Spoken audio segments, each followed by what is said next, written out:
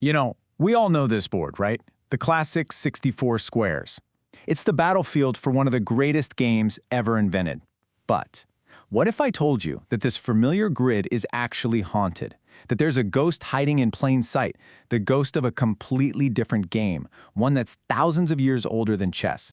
So, in this first part, we're going on a ghost hunt. We're looking for a secret that's been hiding on the chessboard for centuries. And here's our first clue, the thing that tipped off historians. When they looked at really ancient chessboards from India, they kept finding these weird markings, little crosses or X's on some of the squares. Now, if you play chess, you know those marks mean absolutely nothing. They have no function in the game at all. So, why were they there? And you can really see the difference here. On the left, there's our board. It's clean, checkered, a perfect battlefield. But look at the one on the right. This is a recreation of the ancient board. It's not even checkered, and you can clearly see those strange crosscut marks. These weren't just decorations, they were clues, artifacts, left behind by the board's original purpose. It turns out those markings belong to a totally different kind of game. It wasn't about war, it was about a race. An ancient, incredibly addictive, and, as we'll see, an even forbidden race. The game was called Ashtapada. In Sanskrit, the name literally means 8 feet or 8 squares. And this wasn't just some forgotten game. For hundreds, maybe thousands of years, it was the game played on this board. You can think of the 64-square grid like hardware, and Ashtapada was its original software, its first operating system. And how do we know it was a big deal? Well, people tried to ban it. Seriously, as far back as the 4th century BCE, Ashtapada shows up on something called the Buddha Games list. This was a list of stuff that Buddhist and Jain monks were absolutely forbidden from doing. It was seen as so addictive, so distracting, and so tied to gambling that it was considered a legitimate threat to finding enlightenment. So how did you play? Well, it was a game of chance. Instead of dice, you'd throw 4 cowrie shells. The number of shells that landed with their mouth facing up was your score. But here's the fun part, the part that made it so exciting. If you rolled a 1, a 4, or the special ashta roll of 8, you got to go again. These were the game changers, those rare, lucky rolls that could completely flip the game on its head. And the gameplay itself was so unique. The goal wasn't about capturing a king, it was about finishing a journey. Your pieces had to follow this really specific spiral path. You'd enter the board, go counterclockwise all the way around the outer edge, then you'd switch to the inner ring and go clockwise, all to finally reach the center. And those mysterious X markings? Those were safe spots, like little castles, where your pieces couldn't get captured. Now, here's where the story takes a fascinating turn. That spiral path, that 8x8 grid, none of it was random. It was all connected to something much, much bigger, a blueprint of the entire cosmos. I mean, you have to wonder, right? Why an 8x8 grid? Why 64 squares? Was it just a convenient number? No, not at all.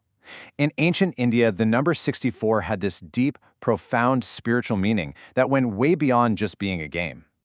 And this is the key. In Vastu Shastra, which is the ancient Indian science of architecture, this exact 8x8 grid is a sacred object called the Manduka Mandala.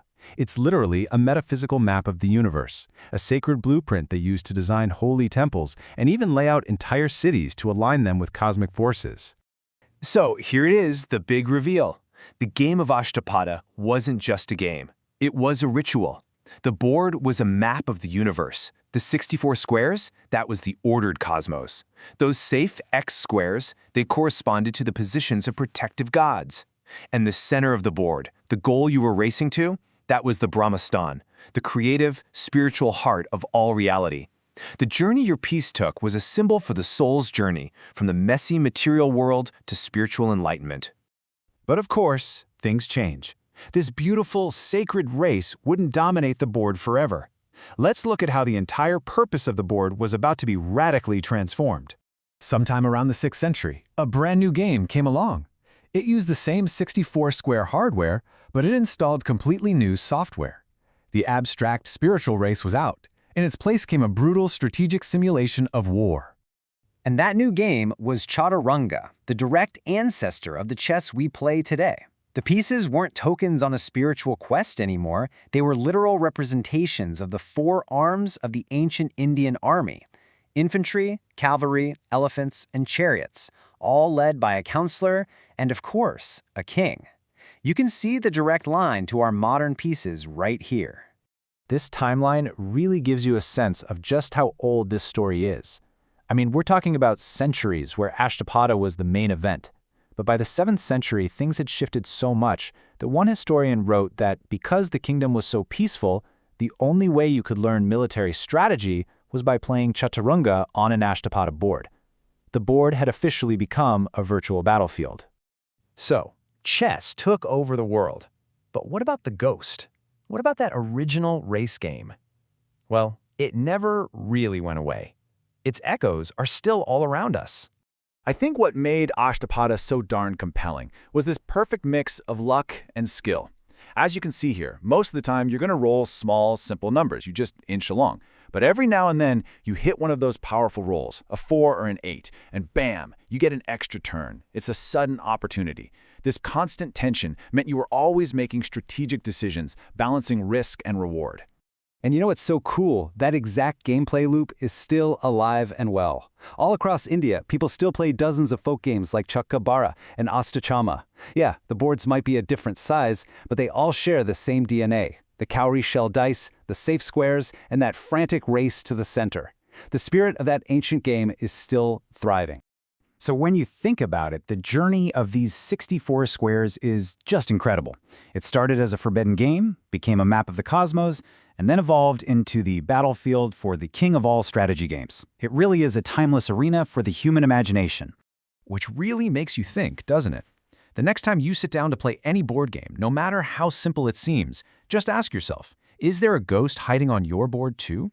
What ancient secrets are just waiting to be discovered in the games we play every single day?